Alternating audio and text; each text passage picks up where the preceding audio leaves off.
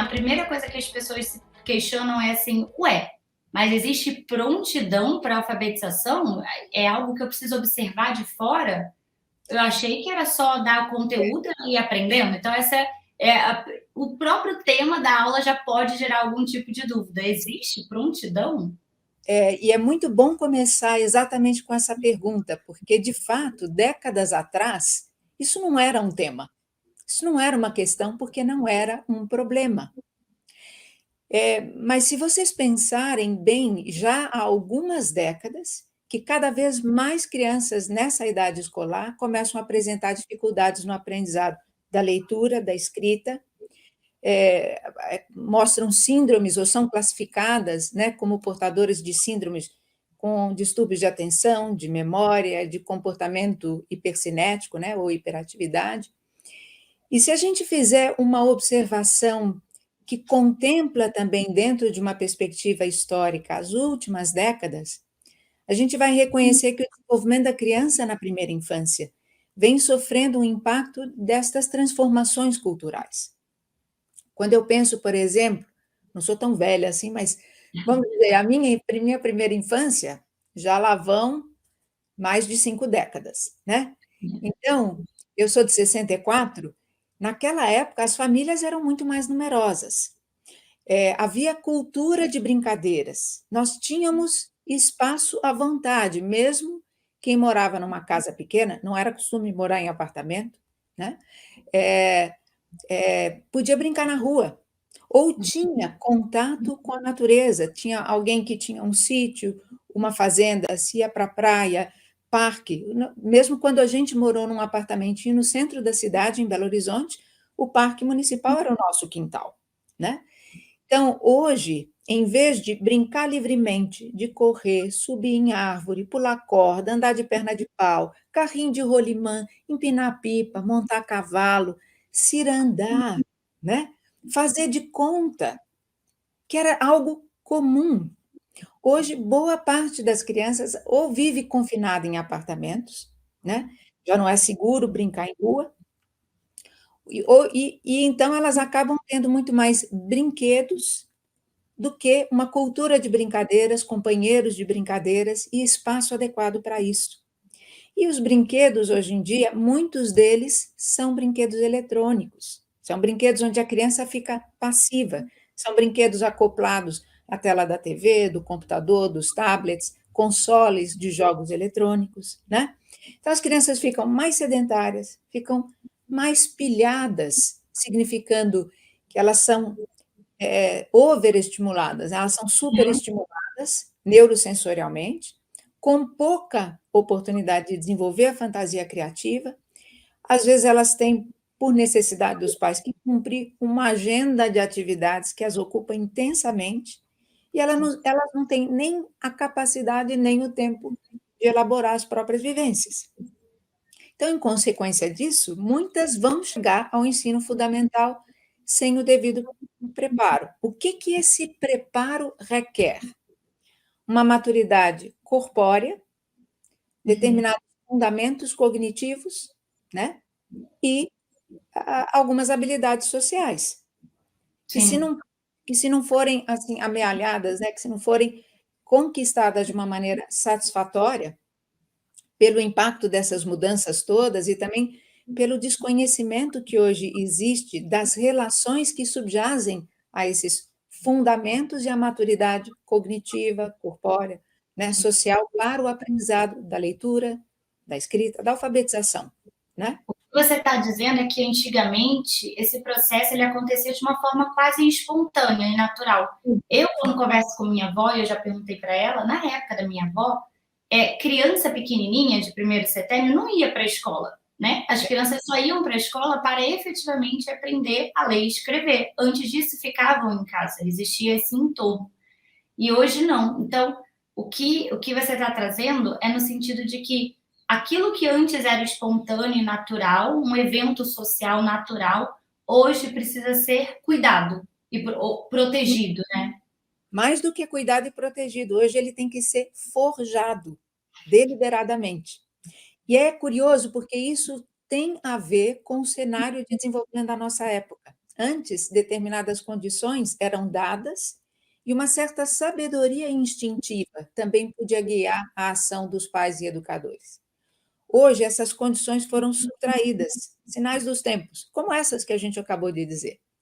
E, por outro lado, vão surgindo distúrbios, problemas em decorrência, né, do impacto dessas transformações, que aos poucos vão delineando o valor que aquilo antes tinha e que cumpria um papel nesse desenvolvimento, sem que para isso os educadores tivessem que cultivar forçosamente.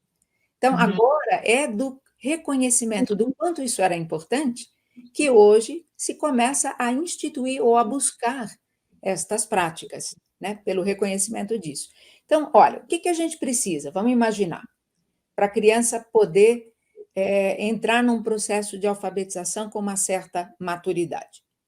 Do ponto de vista motor, do ponto de vista verbal, ela já tem que ter alcançado essa possibilidade que começa desde o primeiro ano de vida, né, quando ela vai abolindo certos comportamentos reflexos, certas respostas reflexas, e eu faço esse gesto porque é na direção da cabeça para os pés, né, é crânio caudal.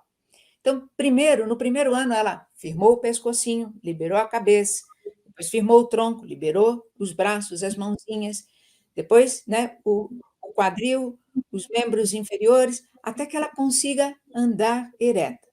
Então, ao longo de todo esse desenvolvimento neuromotor, ela também vai balbuciando, vai começando a falar as primeiras sílabas, as primeiras palavrinhas, e é interessante que as palavras, até que ela venha a formar uma frase inteira, ela vai primeiro nominar, que é a dinâmica da cabeça, né? Identificação pelas percepções, pelos sentidos. Então, ela identifica, nomina, substantivo. Depois ela vai aprender a qualificar, é como ela sente e se relaciona com as coisas. Por fim, ação, membros, os verbos, e aí vai formar frases inteiras, com sujeito, né? Com substantivo, com os adjetivos, com os verbos. Então, mesmo na sintaxe, na linguagem que ela vai adquirir por volta do segundo ano de vida, vai seguir o mesmo desenvolvimento. Muito interessante, porque do corpo é mais óbvio, né? A gente vê que o nenenzinho nasce com uma cabecinha maior que o corpo, mas né, na sintaxe eu nunca tinha percebido, e é assim mesmo. Com certeza toda mãe pode retroceder aí nos 2 primeiros anos e ver a criança montando o seu vocabulário exatamente nessa sequência. Sim.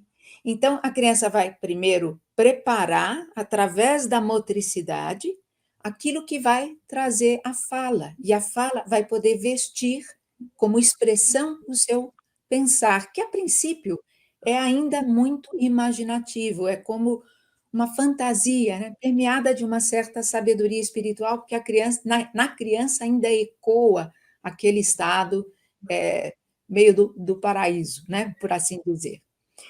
Então, ao longo dos primeiros anos, se ela pode exercer estas brincadeiras, né, o brincar é a forma dela aprender, ela vai não só substituir essas respostas reflexas por movimentos cada vez mais voluntários e conscientes, mas também ela vai poder cultivar e integrar o que a gente chama na antroposofia dos sentidos básicos.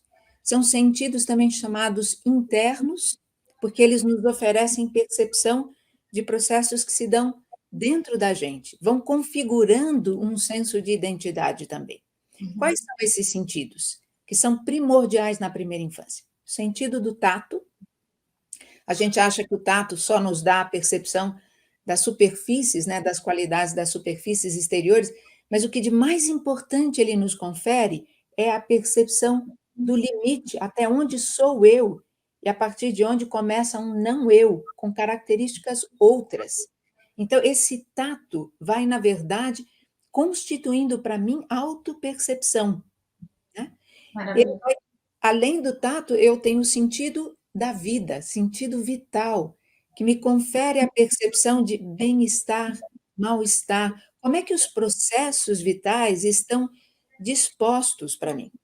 E esse é um sentido sumamente importante e ativo na criança pequena, que ainda não verbaliza, né, como é que as coisas estão se dando, E a mãe atenta será capaz de reconhecer quando um choro é de fome, quando um choro sei lá, de uma outra necessidade qualquer, uma necessidade mais afetiva, de segurança e conforto, quando esse choro é de sono, né, de alguém que está fora do seu ritmo, né? Enfim, várias necessidades vitais das quais a criança depende inteiramente que um adulto, né, possa observar, cuidar e atender, ela não é capaz de fazê-lo ainda de si mesma, né? E a percepção disso e a expressão disso tem a ver com esse sentido da vida. E aí vem dois sentidos muito importantes também, o do movimento e o sentido do equilíbrio. O sentido do movimento, a percepção do movimento próprio.